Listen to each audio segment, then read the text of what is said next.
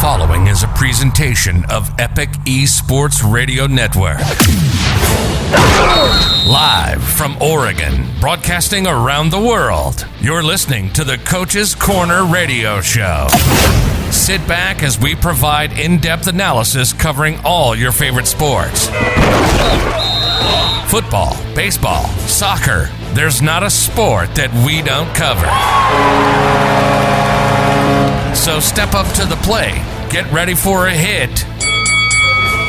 We're putting on a show, and Coach Craven's hosting it. So without further ado, we proudly present to you your host, Coach Brian Craven. Welcome back to the show. This is Coach's Corner, brought to you by Epic eSports, and I'm your host, Brian Craven. We have today part 2 of my 4-part series with Napoli and Slinn Shady. This one's a little bit shorter than the last one. It's not short, but it's shorter than the last one. And we are talking about upsets. We'll talk about the minors a little bit. We get away from the list. We've only got one list on this one, but we're talking about the minors and just some general league stuff there. But it's a great show. These two are a fantastic interview, and I'm sure you're going to love it. So buckle up, folks. We have one more part of this show that we want to cover. We're going to go over top 5 upsets. That's always a fun topic. Probably rubbing a little salt in the wound for some folks. We're sorry, but it's just business. It's not personal. So I'm back here again with Slinn Shady and Napoli, and we're talking upsets. Fellas, who you got? How you feeling? You feeling good? You feeling strong? Ready to go? I'm feeling insanely confident that I will have the best picks out of everyone. Including anyone who's listening right now. All right, well, you feel so strong. Why don't you start out with it then? Let's go. Let's have your list. Okay. Well, my number 5 upset is a week 3 game, and it was Charleston against Sioux Falls. That was a good game. Yes. For those who don't remember, this was, because it's quite a while, it feels like a long time ago, week 3. Week 3 seems like a lifetime ago. Yeah. But this was, if you remember, this was a time when everyone thought Sioux Falls were the team to beat. Mm-hmm. You know, Louisiana hadn't sort of started dominating properly yet. Denver had a rough season last season, and you know we didn't know how Jeremy was going to change things. Sioux Falls and Baltimore were the 2 teams, and Atlanta, of course, were the 2 or 3 teams that were ahead of the pack, and Sioux Falls were the ones that seemed most steady after having a good off season. And they were 2-0, went into Charleston, who people were saying, you know, expecting to struggle with such a tough schedule, and Charleston beat them 38-31, which was a great game. I remember watching it. It was a really entertaining game, and the fact that Charleston outlasted the juggernaut that was Sioux Falls was, to me, that should be on the top 5 upsets. The next upset is another early season one, and that was in week 2, and that is St. Louis versus Mexico City. St. Louis at home versus Mexico City. Now, again, it's a situational one. Now, if this happened, you wouldn't be so shocked, but St. Louis were at home against Mexico City. St. Louis has had an off season where it was full of uncertainty. Johnny had left. The coaching staff had gone to Louisiana. All they had was that defense that had stayed behind. And they beat Mexico City 45-37, which, I'm sorry, no one would have picked that. At that point in time, nobody would have picked that. Now, I know Mexico City, again, they had some uncertainty around them at this point because of the way they drafted, and a lot of people were criticizing the roster. But at the end of the day, they still got one of the best coaches in the league. Right. So, more often than not, I'm betting on Mexico City to win. And the fact that St. Louis came out and won that game, and in such a high-scoring game, and scored nearly 50 points with that young offense, to me, that deserves its place amongst the top 5. Oh, definitely. That's part of the piece. It's not just that they beat them; it's that they beat them in a shootout.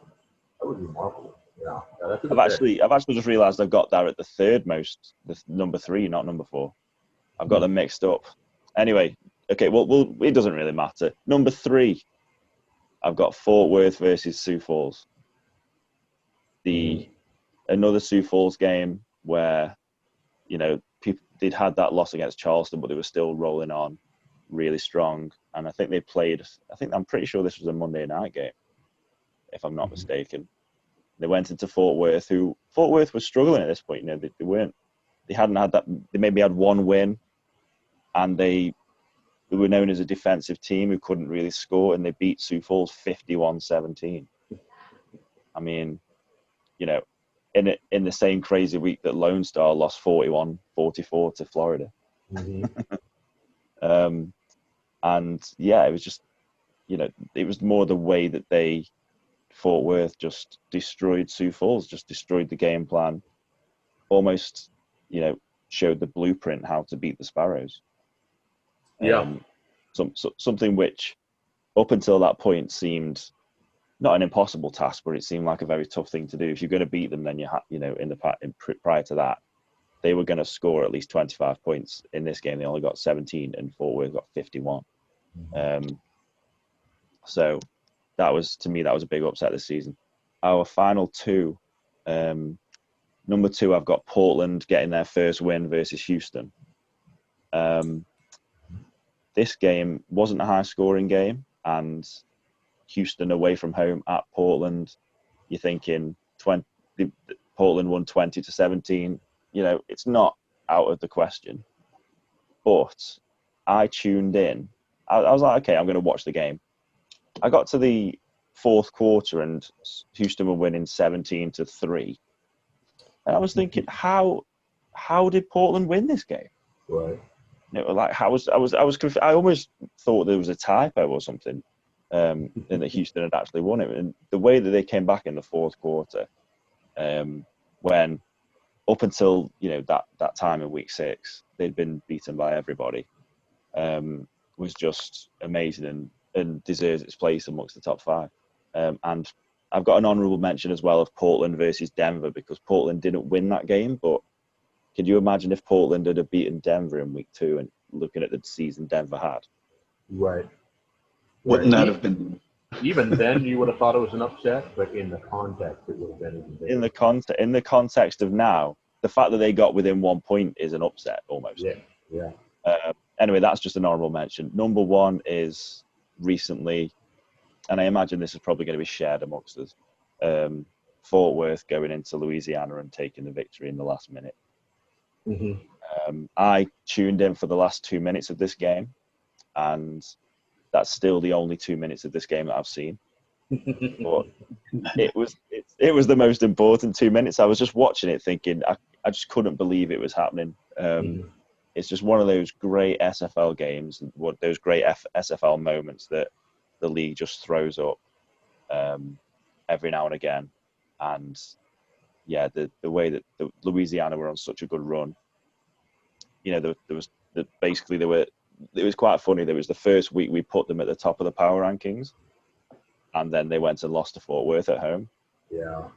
Oh, so it's your fault. Real nice. So it's your fault we lost, is what you're saying. Yeah, it's like the curse, isn't the curse? As soon as you in the UK, managers get in the Premier League get manager of the month, and after they've got manager of the month, the usual trend is that they have a really bad month after that.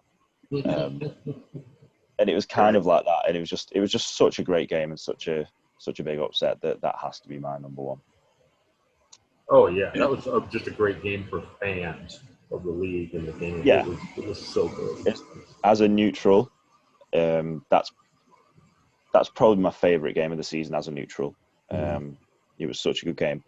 Up there as well, actually, was the first game of the season, Baltimore at Atlanta. That was a great game. But that was.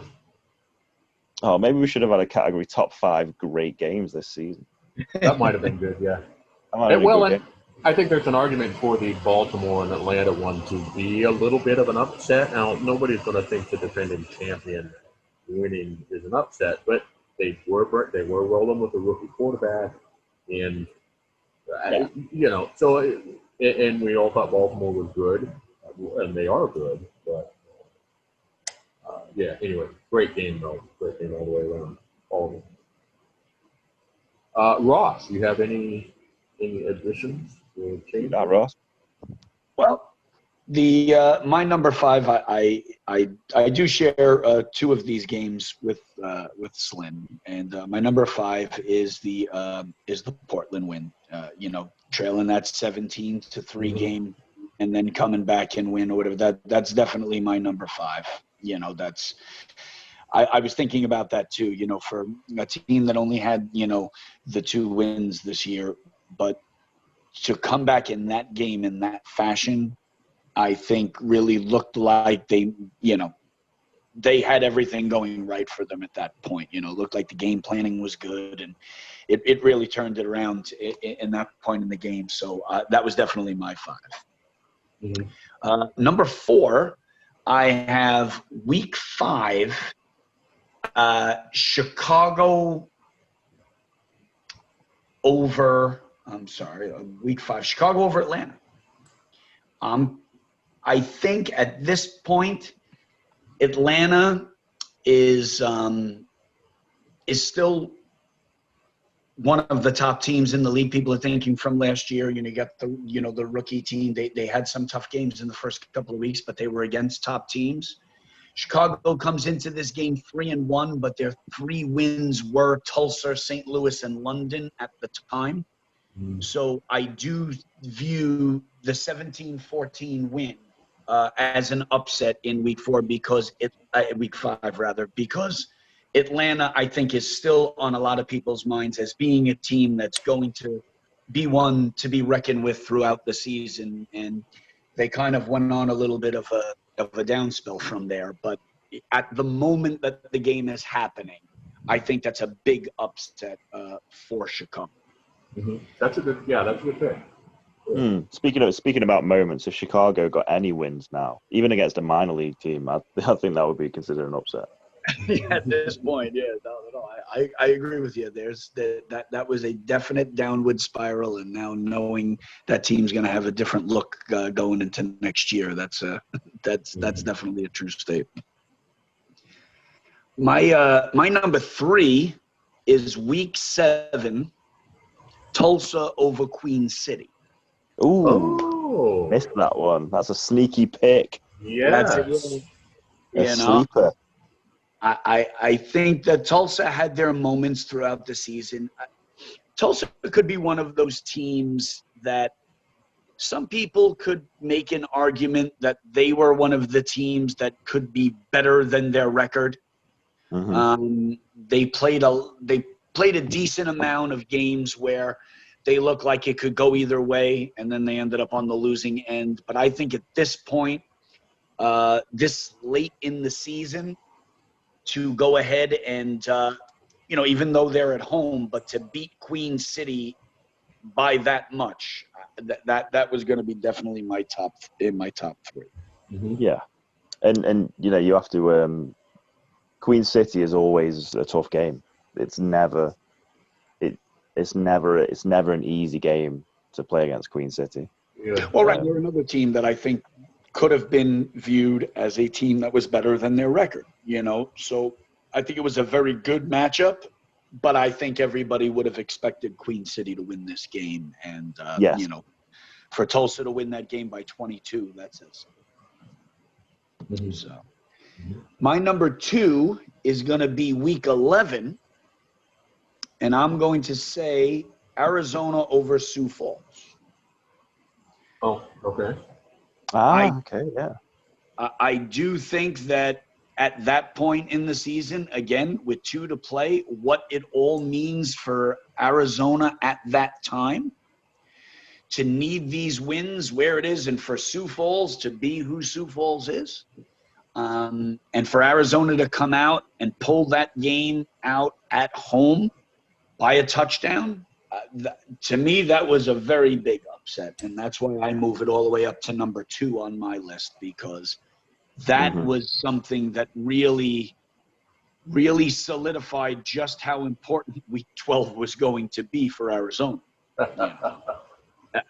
Because we're not waiting for that last game of the season to happen against Baltimore if Arizona does not beat Sioux Falls the week before. So it was a clutch win.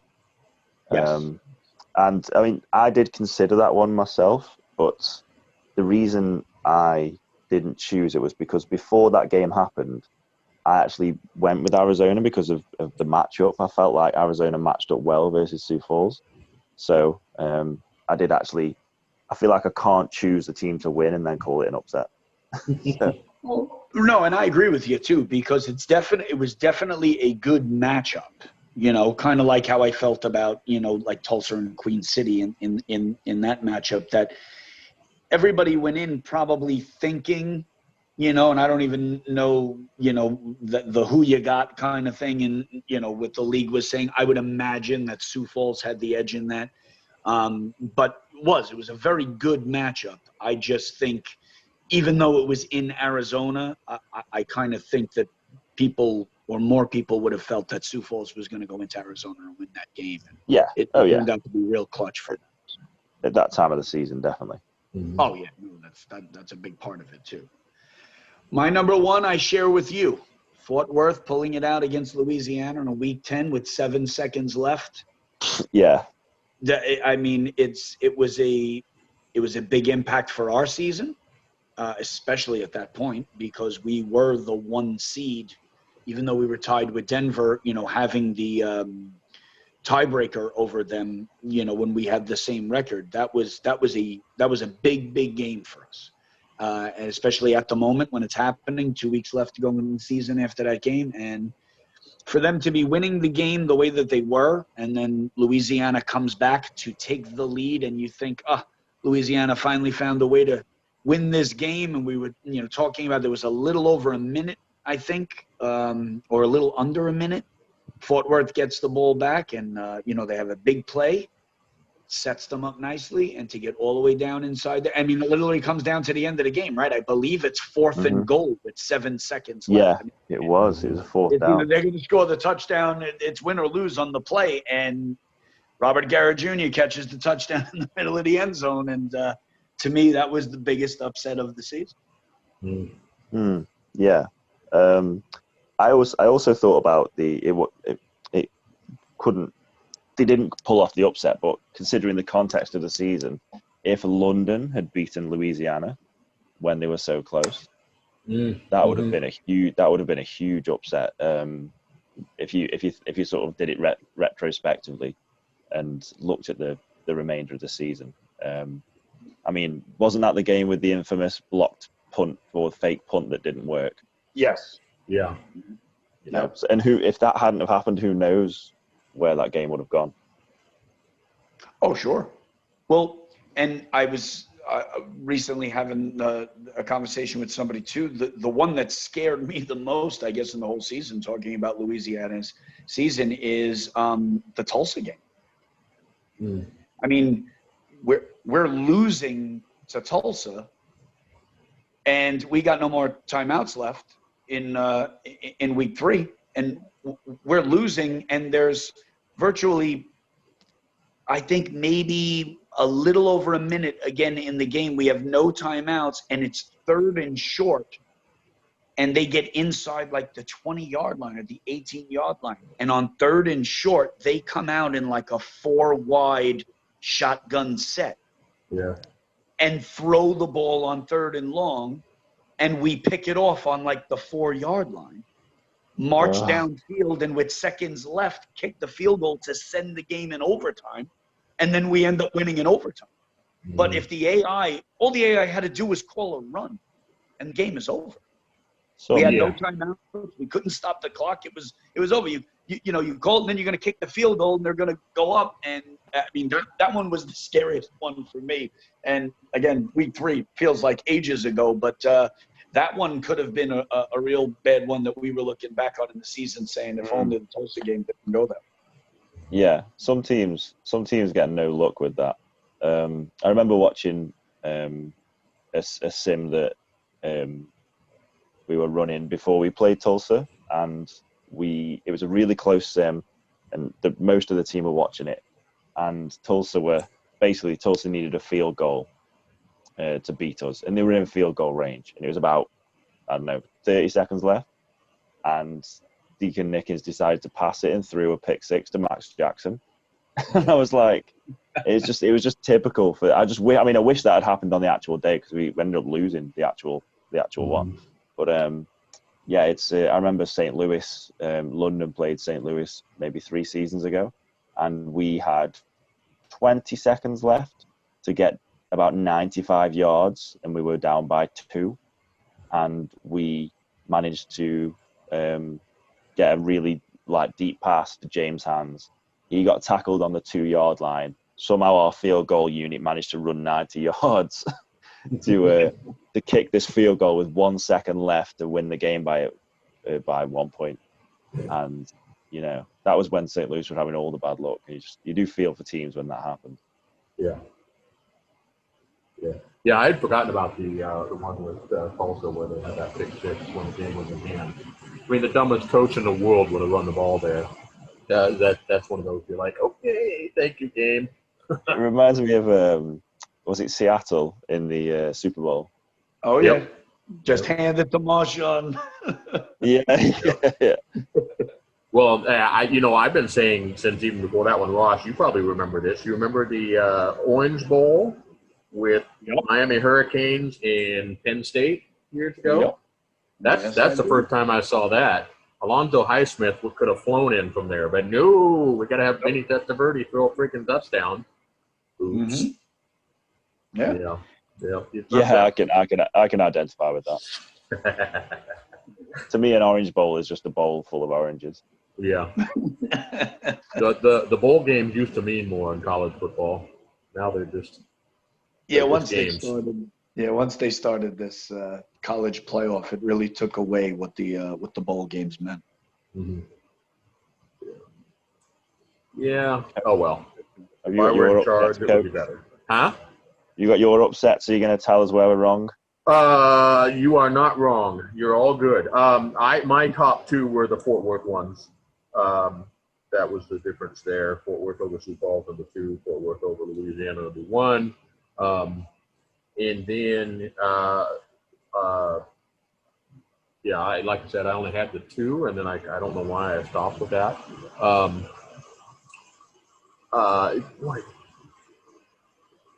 I think to be honest, that there weren't many games which were obvious upsets.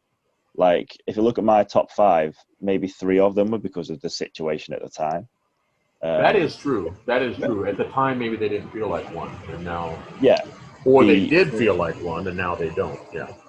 Yeah, the Fort Worth games, they're obvious. Versus Sioux Falls and Louisiana, they're obvious upsets. But then it's interesting that had Fort Worth played Louisiana in week 1 and done the same, it would not be considered an upset. No one would consider it that. So it is all about timing and all about sort of the perception of when it was during the season. Absolutely. So that, I think I enjoyed doing the upsets one. I enjoyed looking back at the different games and going back through the schedule. Well, in the Fort Worth over Louisiana one, Johnny puts that tweet out about the field goal. It's like, I was almost like he jinxed them. I was like, oh God, I don't like giving the other team bulletin board material. But then for that to happen, it was almost like it was preordained. I mean, it was the best game of the season, wasn't it? I mean, I think thus far. With a neutral, I'd say so. I mean, the playoffs always throw up something spectacular. Right. But, there's always something. Far. And you have to remember that Fort Worth at that point were, they needed to win out, so they were fighting for their playoff lives. And at that point, that it's for Xander Gold to go down the field and pull that off is it's quite amazing. I noticed that. Did Johnny do a little press conference after that game or not? Does he only do press conference when he wins? Well, I know that there weren't too many this year, but that was intentional. But But yes, I don't believe there was one after that. Always got to give Johnny a little bit of crap. Always got to give him a little crap. Yeah, Because he can take it. He can take it on the chin. Yeah. He can take it. So that concludes the list for this segment, everyone. But just a little teaser. Coming up, we're going to get into individual player stuff. And this is where people are going to get really heated, I'm sure. We're going to have single game performances. And that's not too controversial. There might be somebody that's like, hey, what about my game so-and-so? Yeah, I get that. But that's not going to be too controversial. But then we're really going to dive in. Then we're going to talk about underrated players.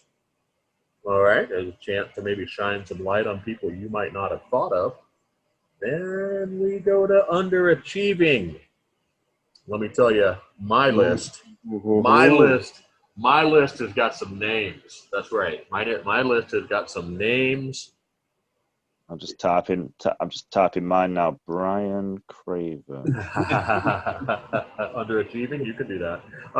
We've got a top 10 rookies that's coming. That's going to be fun. That's going to be hard because we've had some great rookies this season. We've had some really great stuff. Just stuff like that, and we may think of something else between now and then. So everyone, come back for that because it's going to be fun. Fellas, do you guys have anything you want to wrap up this one on?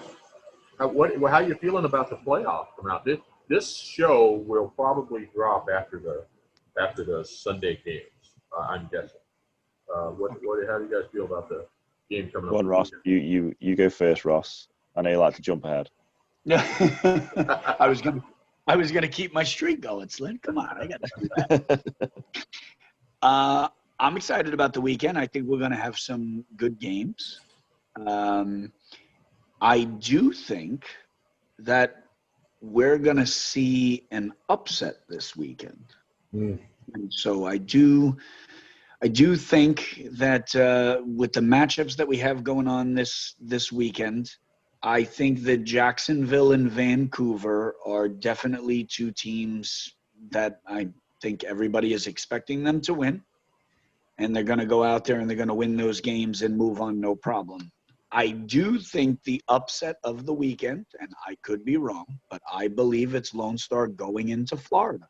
I do think that matchup, when you look at the last handful of games for both of these teams, and especially the way that Ace has been playing over, I would say, the past 7 or 8 weeks, you can clearly see that his progressions have done him well. He's had a great season there. I know Florida's coming off of a big win against us, but I think Lone Star goes into Florida and will pull the first upset of the playoffs. All right. Oh, I like that idea.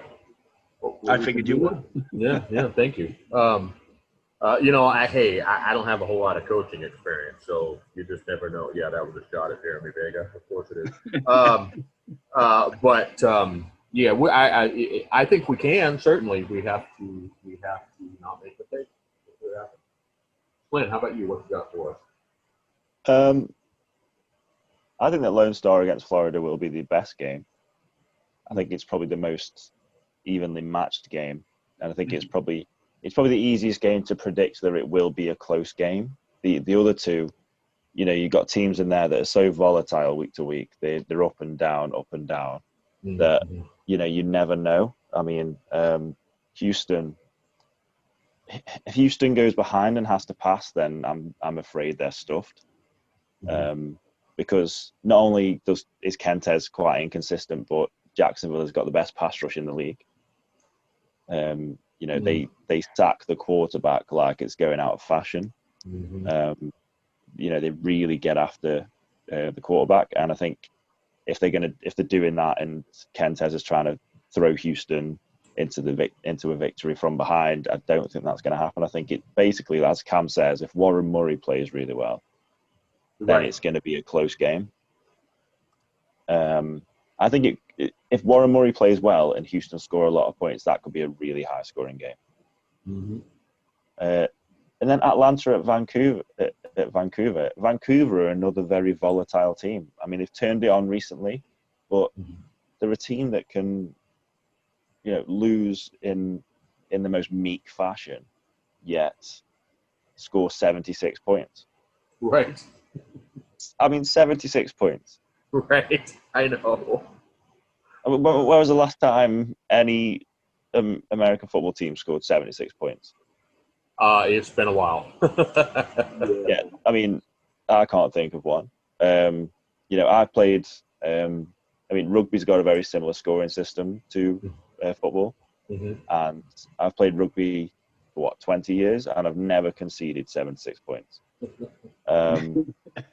It's just I'm gonna keep. I think I must have said the word 76 points about 5 times now. But yeah, so again, I think Atlanta's defense is okay, but I think it's Atlanta's struggles haven't necessarily been the misusage of BDG. I think their defense just hasn't kept them in games enough, or it's forced Dynasty to win the game, which is a rookie quarterback. I mean, he's done a really good job, but that's probably why they're sort of 6-6. I think Atlanta can win that game. I think Atlanta. If the Atlanta who beat Baltimore turns up, then I think they've got a really good chance because, again, Vancouver, you just don't know what you're going to get from Tom Pepper. Robert Redford, he's had some really good games. He's had some games where he's got 20 yards. So yeah, it's a really good week of matchups. I mean, yes. I don't think we could have asked for much more. And yeah, if we're gonna make picks, I'm gonna go Atlanta, Jacksonville, and sorry, coach, I'm gonna say Florida's gonna eke it out in a close one. All right, I'm not gonna hold it against you.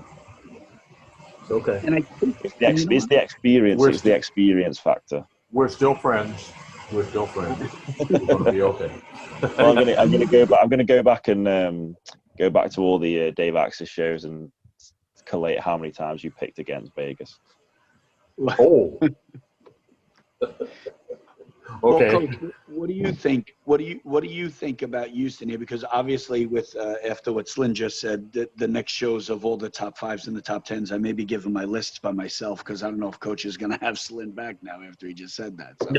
So. Of course I am. Of course I am. Yeah, of course he is. But he needs someone to make his voice sound sexier. Oh, jeez.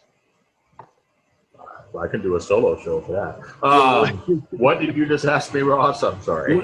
What do you think? Now, this is a technicality of the game, right? I mean, we're all going to talk here. If you look back at the last couple of weeks, Houston in weeks 9, 10, and 11, they score over 40 points a week. But they need that final week to secure themselves, right? I mean, they take the loss and they get help, but they know if they win, they're going to really help themselves to get in. It almost looks like they really played with that playbook and maybe changed a lot to try to go ahead and get the upset over Vancouver to kind of guarantee with a win. But you know how the game goes. So if they've changed too much, and now they're going to try to go back to what they were doing a couple of weeks ago in the first round of the playoffs. What are the odds that those massive changes from week to week, if that is what they did, is going to play to their favor in the first round of the playoffs? Well, I didn't look at them that close to see what they did differently against Vancouver. The thing of it is that with Vancouver is. It's what it has been for a while. It's what it was last year. We had games where we just went bananas. Not like that, of course, but we had games where we just went bananas, and all of a sudden we put 21, 28, 30 points up, and like, holy crap. And this was just, it is Andy Hamilton. It's his strategy. He is always about pushing the ball down the field. When we were doing off-season testing, if it wasn't 25 yards and a touchdown, it got downgraded. And there's no, it's the philosophy. I'm not making a value judgment about that. Andy push it downfield. Well, like you said, it's been wildly different. If they're getting the turnovers, it's a problem for them. If they're not, then they're going to do what they did. The problem for Houston kept giving him, use that phrase again, too many bites at the apple. What was it, 8 turnovers? We've seen that version of Houston before. And so I don't know how much they really changed in there. I think it's just the way, and it sometimes it snowballs. You have a game where you throw one, you're like, crap. All right, well, we'll be okay. And then all of a sudden, 2 drives later, you throw another one, and then it just snowballs. And I think that's what we saw. Houston is actually, to me, just like Vancouver. We might see an offensive explosion. We might see an implosion. And so, I guess that was already a long-winded way of saying, not really sure what we're going to get from them, but there it is. I think I'm nothing if not long-winded. Just sorry to just jump in, but I think one thing you said there sort of triggered something for me, and that you said that Vancouver, basically, if they don't turn the ball over, they are scoring a lot of points. Mm-hmm.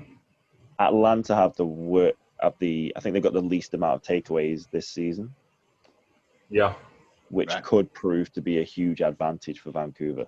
Yeah, that plays into their hand. We played Atlanta.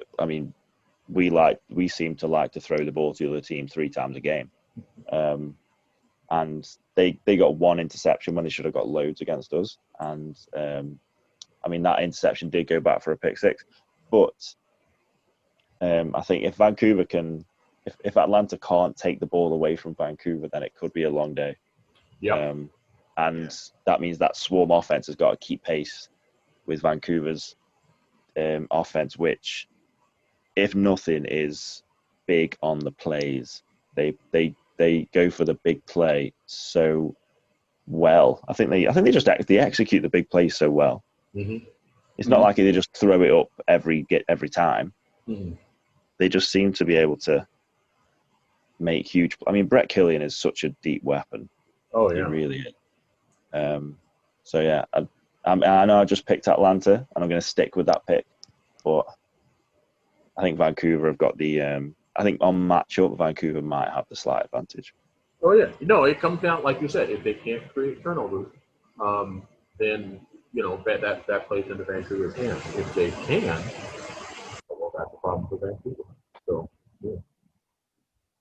If I were picking that one, I'm going to pick Vancouver, partly because of loyalty and just partly because I think they're probably due for like 2 weeks in a row of just everything clicking. So, yeah.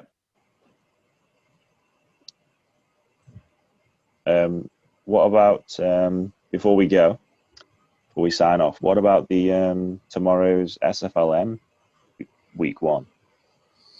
That's kicking off tomorrow. I know San Jose is going to win because Art Vandelay and Liam Hammer have been working hard. My Art's the defensive coordinator, Liam the offensive coordinator. They're doing a great job, and I trust them completely. So San Jose is going to win. I don't know about the rest of them. I don't know anything. Ross's team is going to win. Ross's team is going to win. Sure. There you go. Well, you're forgetting that I'm also on Ross's team. Well, there you go. So they got a good staff, period. And I'll guarantee you we won't lose tomorrow. That's about all I can tell you. Oh, you guys have the bye, don't you?